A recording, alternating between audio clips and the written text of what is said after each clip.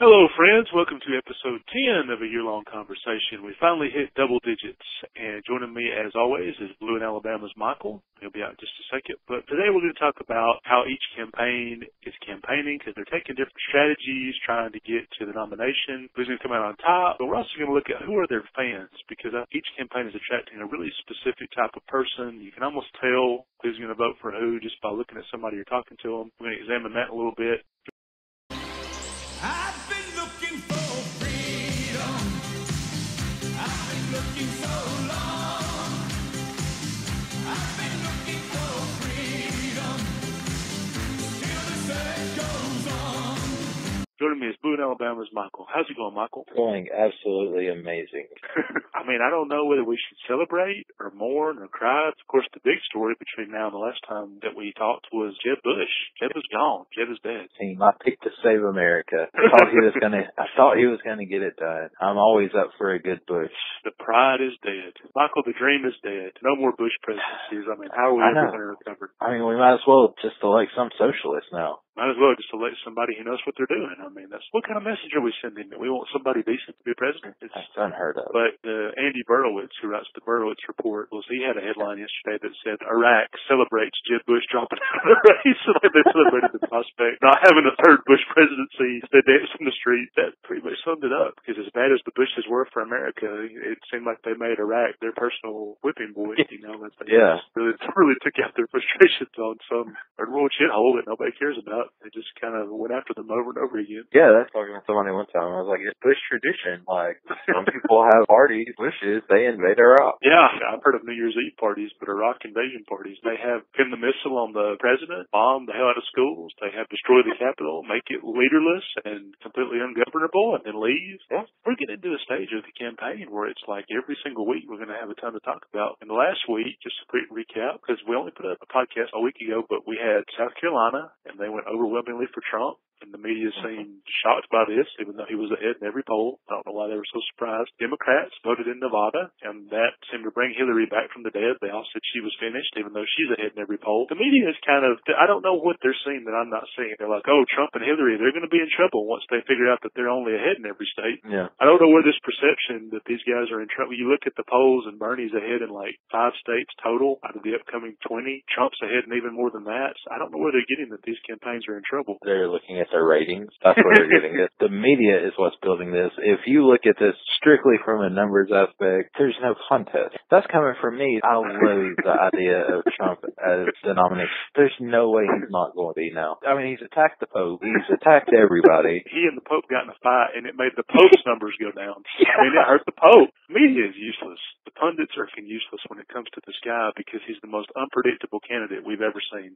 I mean, right now, we could all say, well, Trump's going to be the nominee, and he might literally shoot somebody tomorrow. Like, you know what? Let's find out what would happen and just shoot somebody at a rally and see if he went to jail. And then, of course, his support would go up because he, all the... He shot him with a 38. I'm over 357 man myself. The person he shot was not white. I think he would go up even more in the polls. The media keeps just being baffled that he's winning, and he's winning evangelical support. They're just mystified that he's winning these states, and they keep saying, but he attacked George Bush. And they're like, well, we don't like George Bush. And they're like, well, he attacked the Pope. They're like, well, we're not Catholics. Like, they don't know who the audience for these primaries is. These are people who don't give a fuck about George W. Bush or the Pope. But Trump got in a feud with El Chapo, and they're like, good. He's like, but he said something offensive about women. Good. He said something offensive about Mexicans. Even better, you know. It's just like, they're not really getting, like, who his supporters are. They're not really understanding this guy's appeal, projecting the way they think onto everybody else. Trump is kind of one of those guys that you can't really explain why is Donald Trump getting more evangelical voters than Ted Cruz. This reporter went out, and he was as mystified as everybody else has been, I guess as we are too. And they were asking, like, how is this guy who's been divorced twice, supported abortion until a decade ago. He had all these liberal positions. He's from New York. He says pussy or whatever. Like, he curses if he wants to. He called Mexico a bunch of motherfuckers or something like that, China or something like that. We don't hold any illusions that he's one of us, but he is the best person to fight for what we believe in, which is the end of political correctness, the end of all these things. He's the best person because they were kind of putting it that if you had Ted Cruz, like, yeah, he would be a good foot soldier, but Donald Trump is a tank. They don't want the Ted Cruz approach. Like, the way he wants to do it is around the law and loopholes and stuff like that. And they just want to bully. They just want to tank. They don't want a foot soldier who's quietly trying to undermine the Congress to get what he wants. They just want a bully who's going to push it through. One's a foot soldier, one's a tank. That's a good point. It wouldn't come from a political pundit, I would say.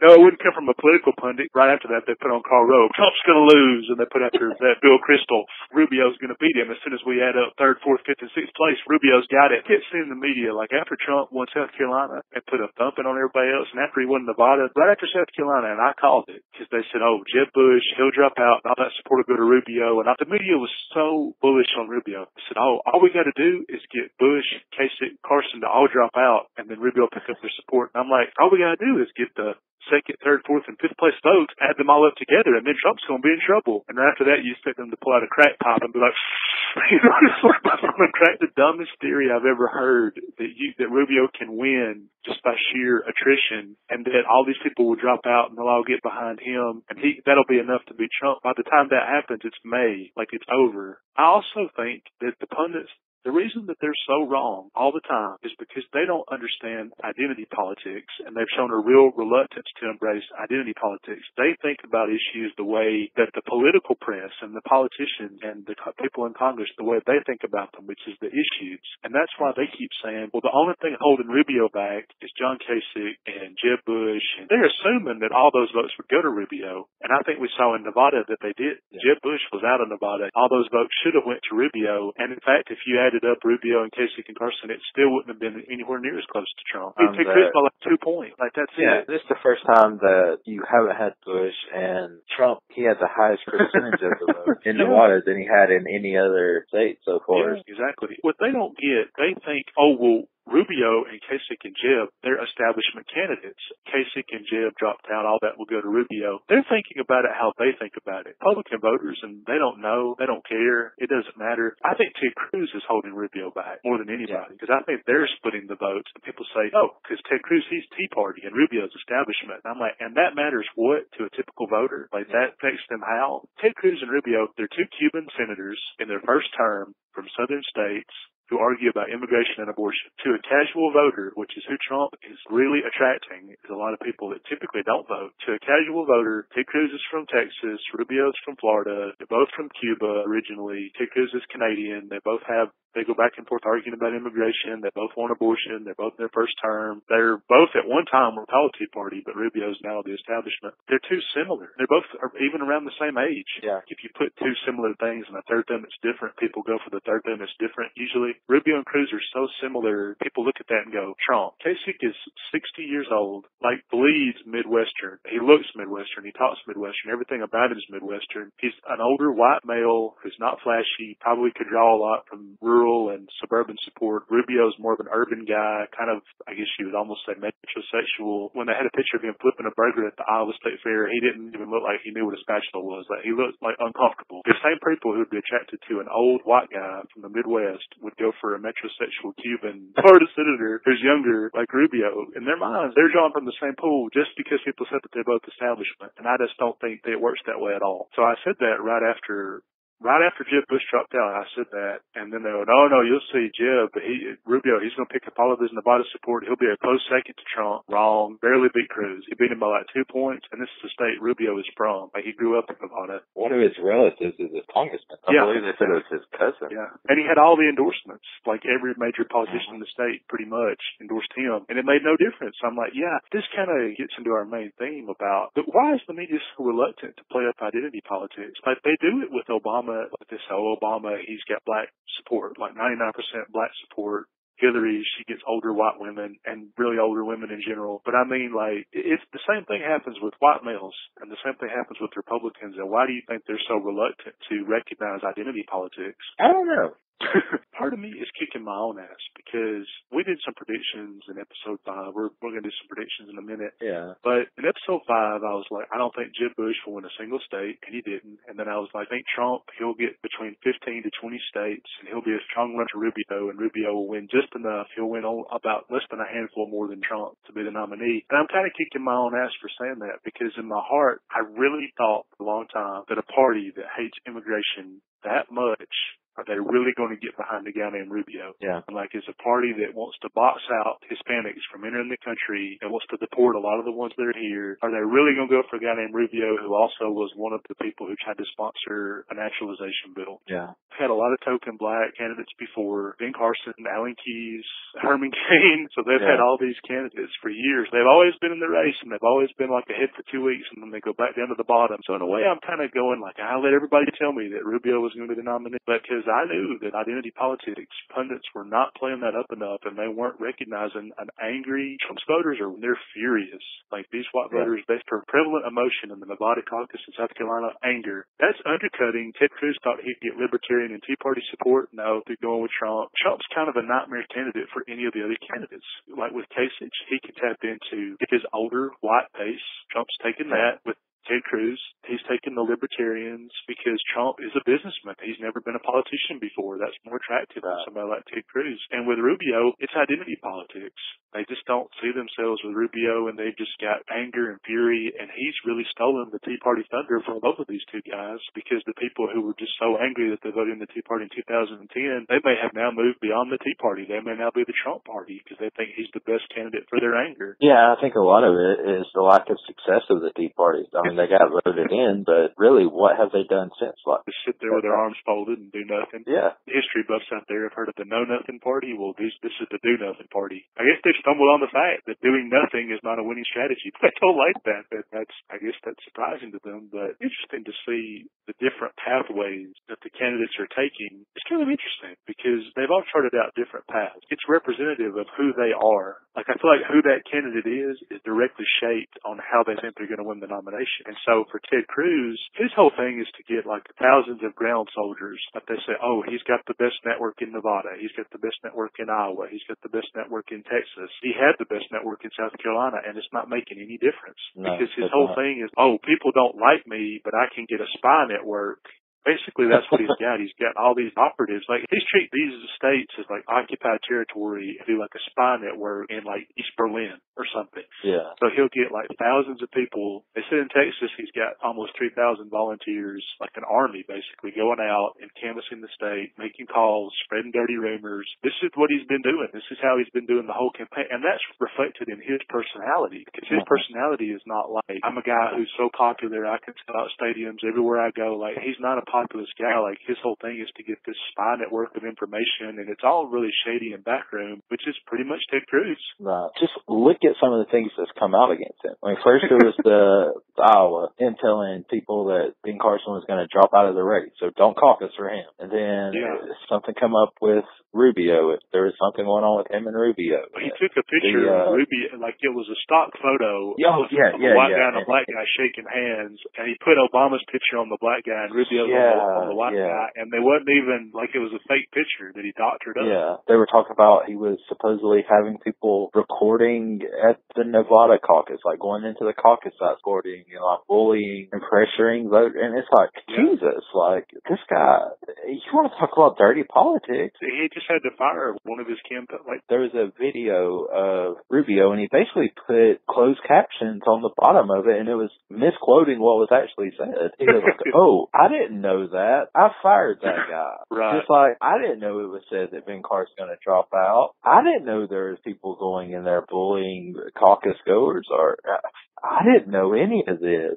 Shut up. Yeah. Seems like an awful lot he doesn't know about his own damn campaign. The Ben Carson thing, he blamed on one staffer. The Rubio-Obama picture, he blamed on somebody else. The Rubio translation thing, he blamed somebody else. Donald Trump is suing him or something for saying he's getting a cease and desist letter for a dirty ad or something that he's running about deliberately misquoting Trump. Yeah, see, I can't even keep up with all of the crap that he's doing. And Ted Cruz goes, well, Rubio and Trump, they're just calling me a liar. And I'm like, you are a liar. Like, they're telling the truth about you being a liar. You are a liar. Like, there's no other way around it. Most people would say that the campaign culture is set at the top. It's awfully hard to have a totally clean candidate and everybody around them is dirty, campaigning on the dirty side. Very hard. And you've had 5 different employees working for your campaign that have done shit that's wrong. The culture set at the top. His campaign is reflecting who he is. Like, this is a guy who's a dirty campaigner. He's a slick leaves. They said his Super Tuesday strategy, his strategy going forward, getting the operatives, it's doing that, but he's also focusing on caucus states with like obscure rules that he can exploit. Like Minnesota is a caucus state. They're going to have something. He's going to try to take advantage of it. He may try to win that state that way. Again, it goes back to Ted Cruz. He's not really interested in getting like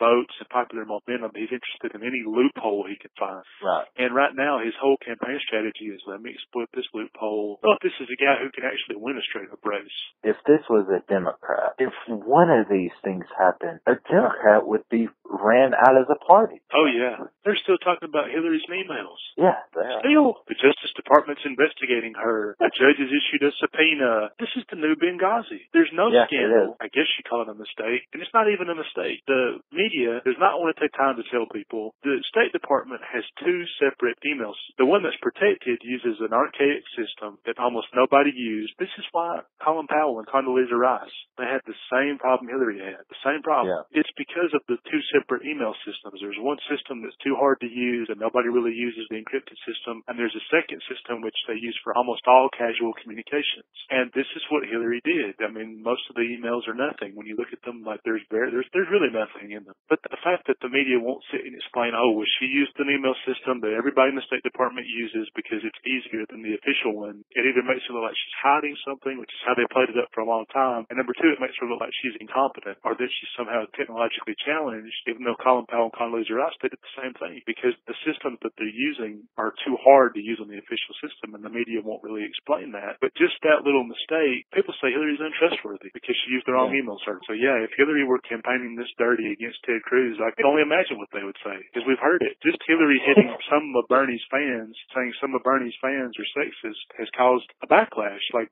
you wouldn't believe. But then again, Trump can go out and say that Jeb Bush is a whiny bastard. You got Trump saying sexist stuff, and the media might say something, but they don't really care that much. Bernie, his fans are insane, and they don't really care that much. Hillary goes out and says, well, there's some sexism. Shut up! You're the sexist! I mean, it's really like the sexism that's going on, they're kind of turning a blind eye to that to focus on Hillary calling out the sexism, and she's really the problem because she's bringing awareness to it. With Cruz, his strategies, loopholes, and armies and everything. Rubio is these endorsements.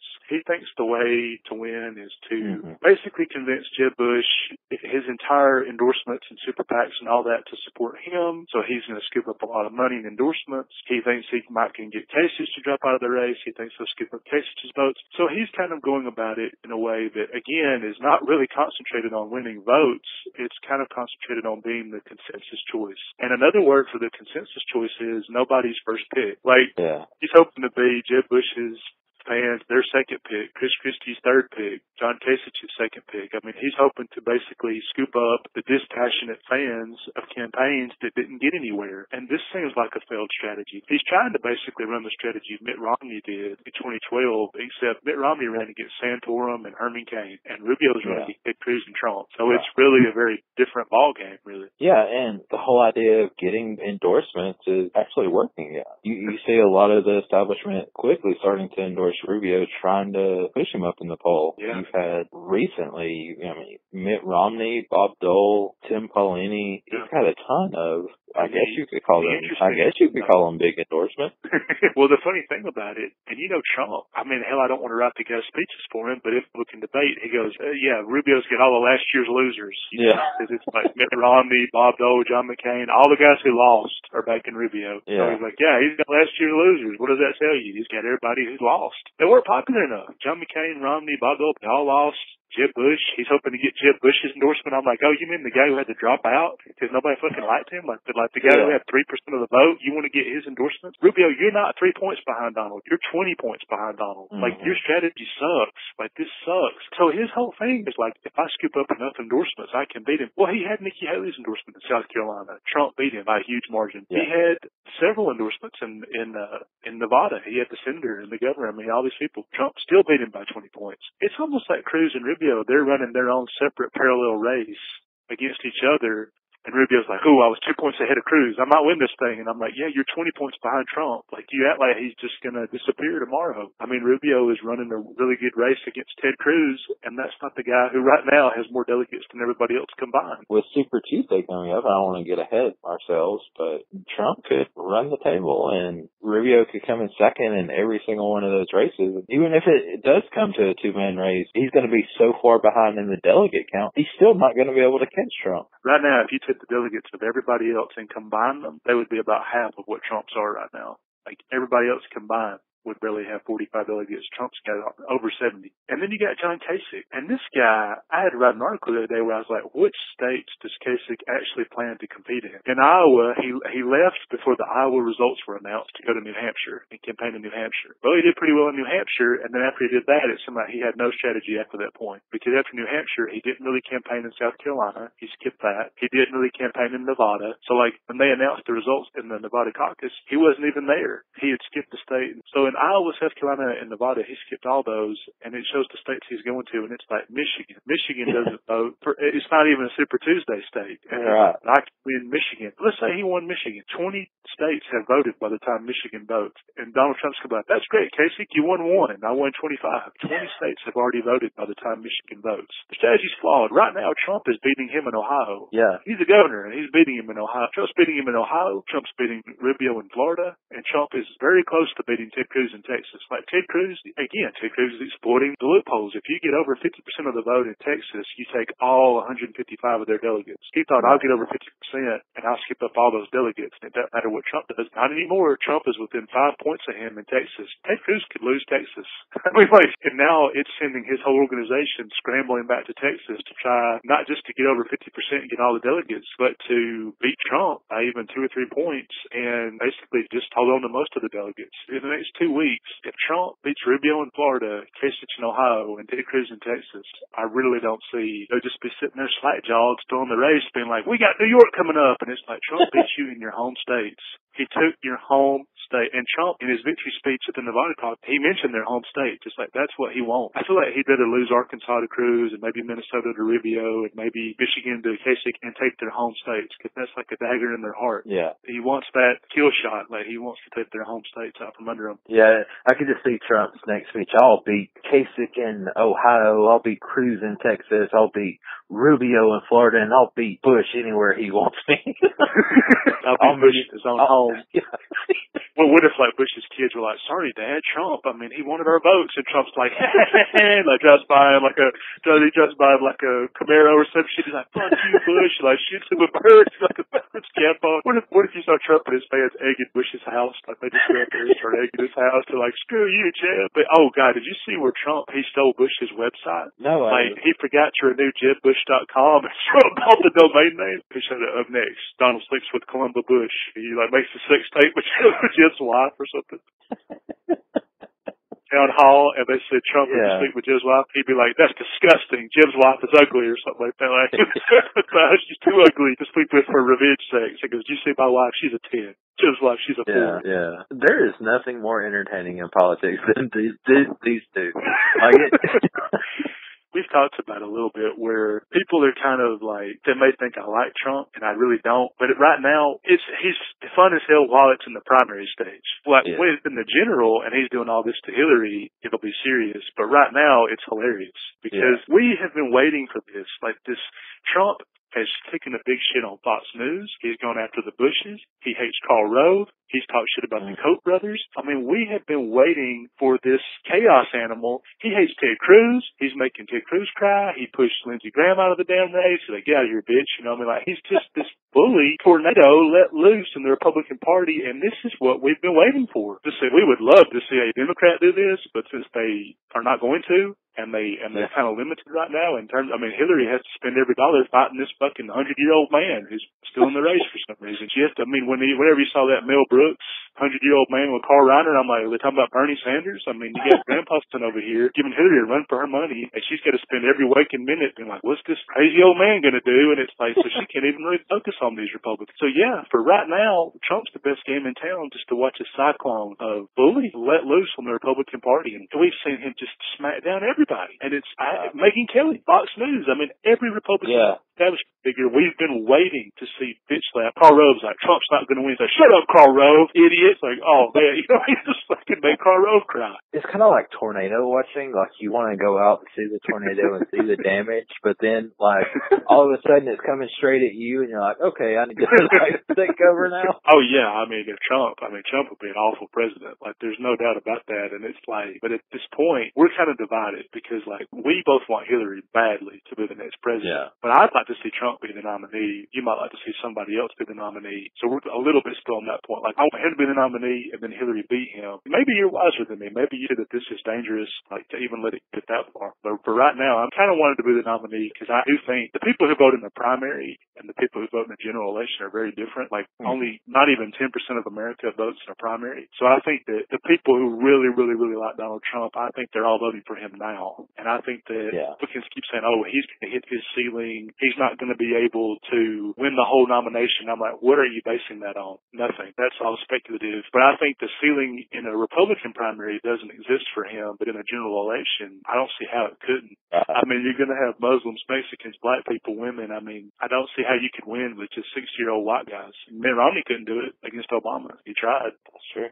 I just don't put anything past this guy. Like, I really don't. So the people who don't like Trump, what's so interesting is that, like, a lot of the criticisms coming out of him, they're not even for, like, the stuff that's most odious about him. It's Republicans saying he's not a real Republican. And when I read their think pieces, and it's like, Trump, he's going to remake the party as a centrist party. He's a secret moderate. He's going to try to make the party moderate. I'm like, realize this makes me think more of him, right? You realize this is not, like, undercutting what I think of Donald Trump. Like, you're basically saying all this racist stuff is just rhetoric that he'll abandon the second he gets the nomination. And I'm like, are you trying to make me like him? They're saying Trump, he won't be conservative enough on gay marriage and abortion and money issues, and he believes in climate crisis and universal health care. And I'm like, the way you're describing him as an attack to me makes me not like, it makes me think he'd be a lot better than Rubio and Cruz. Right. I mean, people keep saying, well, Trump, he's scary, he's scary. The problem is that Ted Cruz and Rubio, in a lot of ways, they're more conservative. Marco Rubio thinks we don't spend enough on our military. Like, Rubio, the Pentagon is heated with a money furnace. Like, they take money piles and shovel it to heat the Pentagon. And he's talking about it like, we have to spend more, our military is almost underfunded. I mean,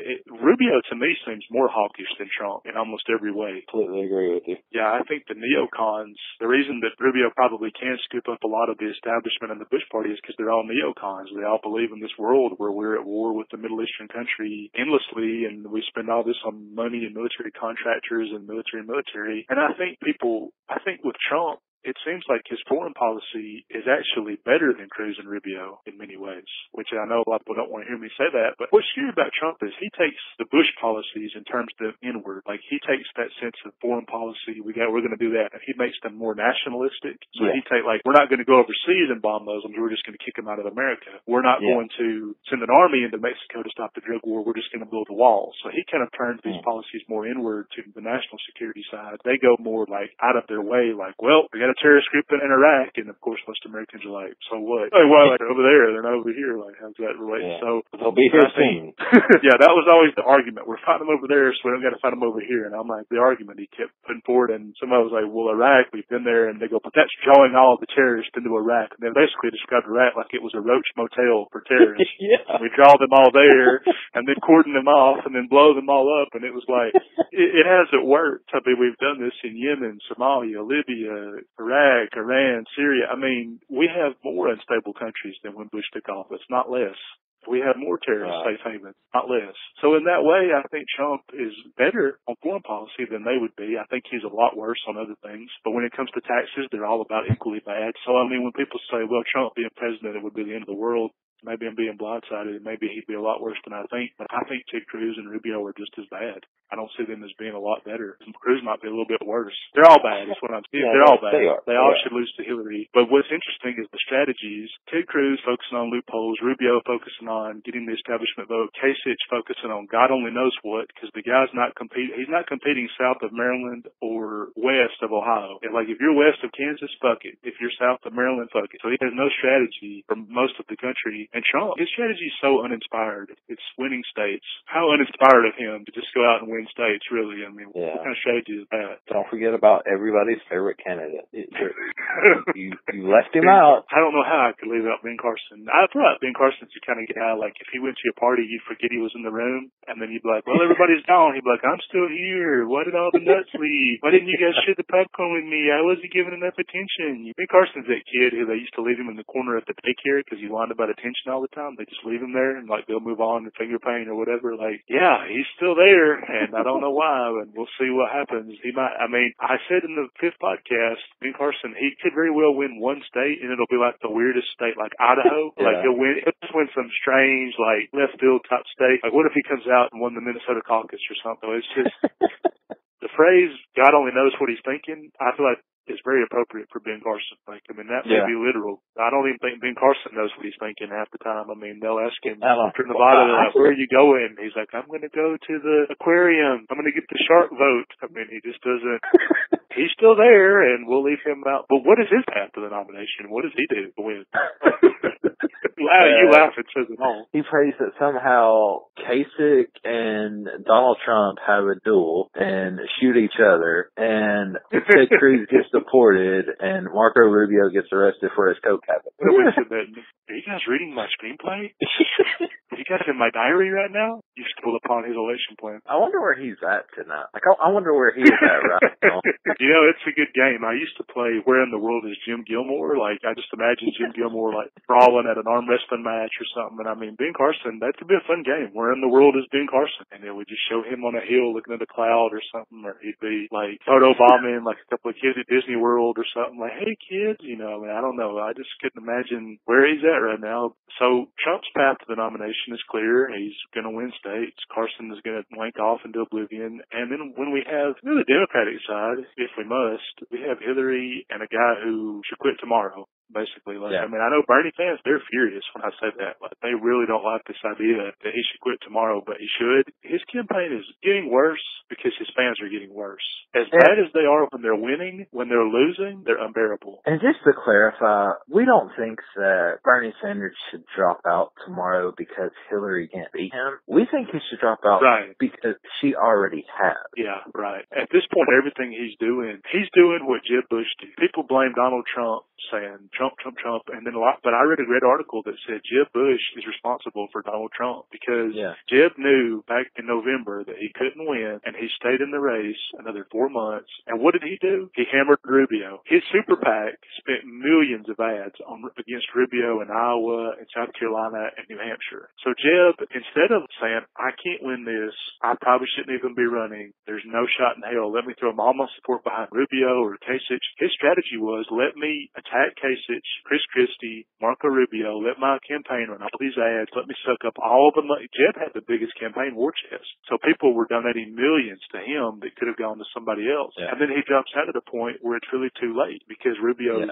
he's too far behind in terms of just momentum and polling, and he's too far behind. It's too late. So all of the establishment, like, they're picking right now to coalesce around Rubio. South Carolina's over with. He's already too far behind in most of the Super Tuesday states. I mean, he would have to have a miracle to win. And I blame Jeb Bush for that partly because, I mean, his super PAC and his fundraising and all that he did. Bernie's the same way. Right now, instead of being like, Hillary's got this, he's going even more negative on her. Like, he's not just going to quietly fade off. He's going even more nasty and more negative. He's amping up the attacks. He's going to basically start encouraging, like, negative attacks on Hillary the way that Jeb did on Rubio at the debates. Whenever the next debate is, he's going to have even get more and more personal. He's made there be 4 new debates. The last debate is scheduled for May. I'm hoping they cancel that one when he finally drops out, if he drops out. He's trying harder to win endorsements, and he's spreading the myth that, they cheated and that's how they won in Iowa. They cheated and that's how they won in Nevada. In South Carolina, he said Hillary's only sucking up to Obama to get black votes.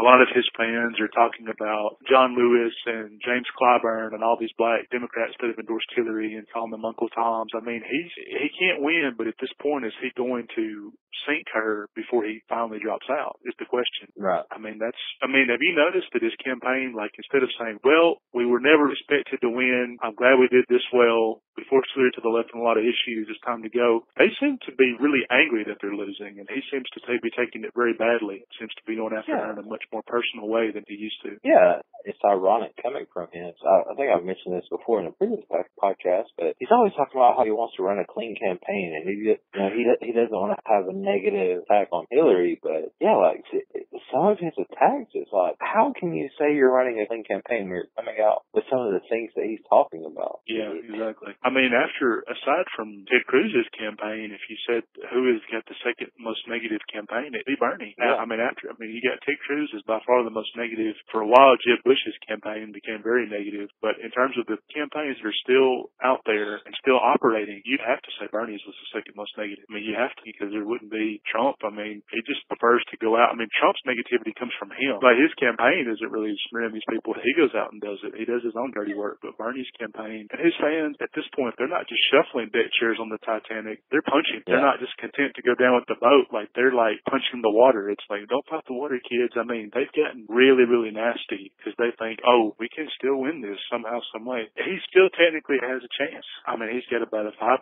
chance. The guy's burning through money. They said that his campaign has burned through a ton of money so far. He's raising all this money, and a lot of Republicans say, oh, he'll just burn through taxpayer money. And I'm like, well, he's doing a pretty good job with private donations. His campaign, they've lost like half of the money they've raised so far already. And he's just trying to spend. And what he's doing is he's forcing Hillary to spend a lot of money she needs in the general against him now, which is another reason for him to drop out, is because every dollar she spends against Bernie in Massachusetts to win that primary, that's dollars she doesn't have against Trump, who you know is going to have a fortune to spend against her. Right, because, I mean, Trump he's really not spending any money. I think they said this week was the first time he actually had a political ad on TV. They had a chart of, like, what each candidate has spent per vote, and Trump has spent the least. The person who spent the most per vote was actually Ben Carson. I mean, his campaign, they must set money on fire or something, because it was crazy. It was like $150 for every vote that's been cast for him. Jeb Bush was like one vote, $80, but Trump was by far the least. And so any cash that he raises between now and November, he's probably not going to spend that much on this primary unless he starts losing. So the fact that Bernie and Hillary are locked in this fight, and she's got to fight him on Super Tuesday, there's 11 states that vote for the Democrats. The Republicans have 13 states. For the Democrats, 11 states vote, and Hillary's going to win at least 6 of those, probably more like 8 of those. But Bernie's going to win Vermont, and he's trying really hard to win Minnesota, Oklahoma, and Massachusetts. Now, all his fans being like, oh, Bernie, he's the best for black people. I'm like, why is he skipping states that have black people? If that's true. And I'm like, number one, every single high-profile black person, from James Clyburn to John Lewis to pretty much Barack Obama, has endorsed Hillary. And the idea that people are spreading that, oh, they're all sellouts or whatever, we covered that in the last podcast. But number two, Bernie is not even trying to compete in states with a big black population. I mean, for him to be like, I'm really good on civil rights, it's like, well, you're not trying to win their vote. You're skipping them on Super Tuesday. And number three, in Nevada, Hillary won black votes by 54 points, which is enormous. So to me, it's like this guy's trying to drive a wedge between Hillary and black voters, yet he's also skipping them at the same time to go focus on Massachusetts, Minnesota, and Oklahoma, Colorado. I mean, so to me, it's pretty obvious that his strategy is appealing mostly to white progressives, and he's leaving everybody else out. Yeah, Bernie, stay away from the black ones. Only go talk to the white ones. That's how we're going to win. That's how it was when I was a kid. Yeah, his fans had a thing like how to talk to black women and all this stuff, and now it just seems like the strategy is, oh, scratch that. Don't talk to them at all. We're going to leave them out. Yeah. Well, we tried on talking Twitter, to them. It didn't work. They seemed to use this other language, this phonics or something. Can't do it. It was bafflement. Nevada caucus too. Bernie, every question they would ask him, what'd you say? And he kept asking to repeat himself. He's like, I'm from Vermont. I don't understand accents. But that's the way he was coming off. He's like, I went to a Chipotle once. That's the closest I've ever been to Mexican food. I couldn't handle it. It was too spicy. But now that we've kind of looked at their path to the nomination, Bernie's path is to basically force Hillary to be indicted about her emails if he can, or he can just destroy her credibility, which will only help the Republicans in the fall. That's his path. Hillary's is just to basically stay consistent with her poll numbers and not drop any, stay on message. Yeah. And the Republicans we've covered, what kind of fans do you think these people are attracting? Because that's almost the most fascinating part to me, is that it almost seems like there's a specific, with Bernie fans, they're usually very young, poorly educated, or they're in college and they're taking 8 years, or they're taking 8 years to get a bachelor's of arts degree, and they're furious. The cost have just now dawned on them, and they're furious about it. With Hillary's fans, they seem mostly, not always older women. There's a lot of older women that like Bernie, but Hillary's fans seem a little bit more, I would say, educated. I mean, I know that they said Bernie's fans are college educated, but I mean, like, educated on politics. Like, when I see what Hillary's fans write or whatever, they kind of understand things a little bit better. Bernie's fans, they may be more highly educated in a specialty, like a poetry degree or like a history, like something, but when it comes to what the election is about, Bernie, he may have more of like the collegiate professor class. Although I wonder how long they'll stick with that, because right now the only reason that there's so many people, like Rubio had that famous statistic that plumbers make more than poetry majors, which turned out to not be true. Actually, poetry majors make more. It was only because philosophy majors, they get hired to colleges and they get paid a lot from colleges. With Bernie's free in-state tuition program, that would seem to cut into like how much a professor would get paid. Bernie, and it's like, oh, well, actually, now that we have to cut your jobs, oh shit, like, the collegiate industrial complex, because there is. I mean, people talk about the pharmaceutical industrial complex and the defense complex, and those are all real. Military industrial complex, that's all real. But so is the collegiate industrial complex. I mean, you probably should not have a poetry major making $80,000 a year, but it's because tuition is so high, and they're working at these colleges that are just have these huge budgets. And now that that's an actual thing and that's a big industry, I wonder if some of these people who have been liberals their whole lives, if they're going to start being like, oh, gee, this is also why I make a upper middle class wage for something that I probably shouldn't make that kind of wage for, Yeah, you're right. So that could drive a wedge. So there's Bernie's fans who are usually crazy. Hillary's fans are kind of interesting because they're a little bit more of like, I guess you would say, establishment Democrats, even though a lot of them are not establishment. There's a lot of black voters. There's a lot of guys like us who are not wealthy, to say the least. So there's a lot of people that are not, I wouldn't call it party insiders necessarily, just kind of like in general liberals or whatever, but they're kind of liberals that they don't think that Bernie is more liberal than Hillary. They don't believe that like Bernie will be able to get anything done, and they think Hillary is a pragmatic progressive's best chance to do anything. So I feel like, I don't know that Bernie fans are more liberal than us. I just feel like they've fallen for rhetoric more than we have. So you're saying Hillary fans are smarter? Now under the Republicans, where it's more of a race to the bottom than the top. I think Ted Cruz, what would you say a Ted Cruz fan is? Because his fans are kind of hard to nail down, because a lot of his fans don't seem, first of all, I've never actually met a Ted Cruz fan. Like, I haven't either. Face. I've met Bernie fans. I've met Hillary fans. I've met a ton of Trump people. I've never met a Ted Cruz person face to face. Yeah, so I don't really know who his supporters are. The only Ted Cruz supporter I've ever seen is driving home nearly every day. As soon as I get off the interstate, get off on a pretty busy intersection, and there's this old man. He's probably in his 70s, possibly 80s, and he drives this old pickup truck. I mean, it's this old blue pickup truck, and he has 2 American flags in it and a huge sign that says Alabama for Cruz. And he's sitting in the back of his truck with his dog, and he just sits there on the side of the road waving at people. You know what? Let's send out a field correspondent. You should go talk to him. I'll pull over on the side of the road one day and be like, what are you doing out here? What if he was like, Ted Cruz owns the lease to my car. He won't give it up if I leave. Like, he's like, Ted Cruz is forcing me to be out here. He owns my dog. He's going to put him to sleep if I'm not out here every day. Because Ted Cruz, I mean, the guy is master of dirty tricks. And they keep saying, why are evangelicals not going for Ted Cruz? And I'm like, probably because he's a huge shitheel. It's like if somebody made Karl Rove a candidate. He doesn't understand what he is. He's not the candidate. He's John Kasich's campaign manager. That's what he should be. He's Karl Rove. He's not W. He's trying to be W is what it is. Like, he's trying to be Reagan. Bush, trying to be Reagan, but he would be like Reagan's hatchet man, basically. Like, he would be like Reagan's, like, he would be Lee Atwater or Karl Rove, or to Trump, it's Roger Stone. He's not the populist face of the campaign. He's the evil genius pulling the tricks and levers behind it.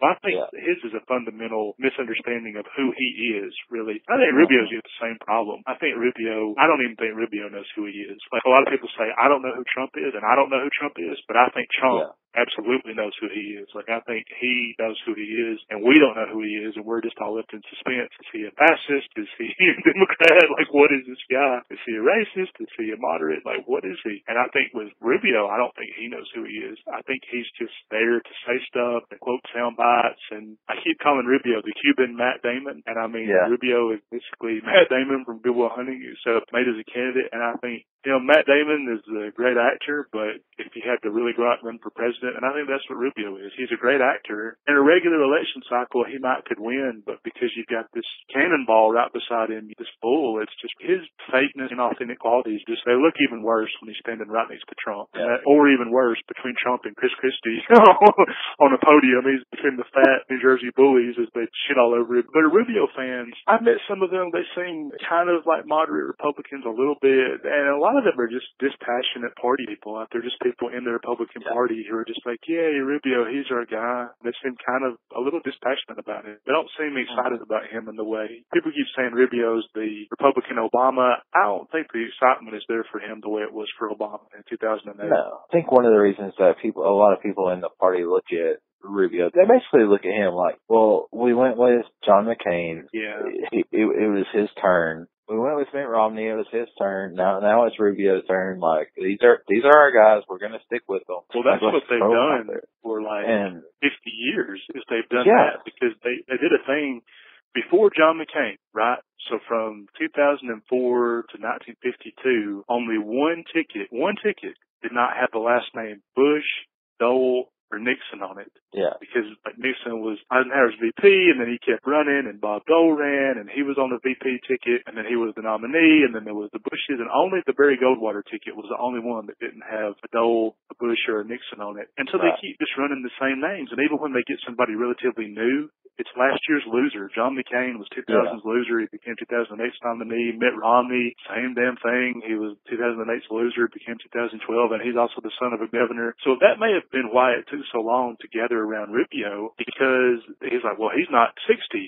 And this, to the establishment, somebody like Rubio is like, he is brand fucking new, right? Because this kid's parents weren't in politics. He hadn't been around for 100 years. He's not 60 years old. So that may have been why it took so long to kind of coalesce around him and really get behind him in a way. And they just kept shoveling the turd that is Jeb Bush. And they just kept pushing the same old thing out there because, I mean, you can only shine that turd so long, basically. And I think that's why they waited to the last minute. And now it's really past the last minute. Yeah. But Rubio fans, I mean, they're moderate. And it's kind of weird because they're kind of like two different fans. Because on the one hand, they're like, don't you see, Rubio's Cuban and he's inclusive and he's part of the new Republican Party, and he also wants to get rid of the immigrants. He also hates Obama and wants to get rid of the immigrants. So it's like they're taking the Trump rhetoric and putting a Cuban face on it, and they're kind of saying he's the new Republican Party that's got the same ideas as the old Republican Party. And so they're not really for change in the way that Obama was for like the actual racial progress. They're not really for that. They just kind of need to look like they are. So that's his fan base. Ben Carson's fans, what would be his typical fan? His wife.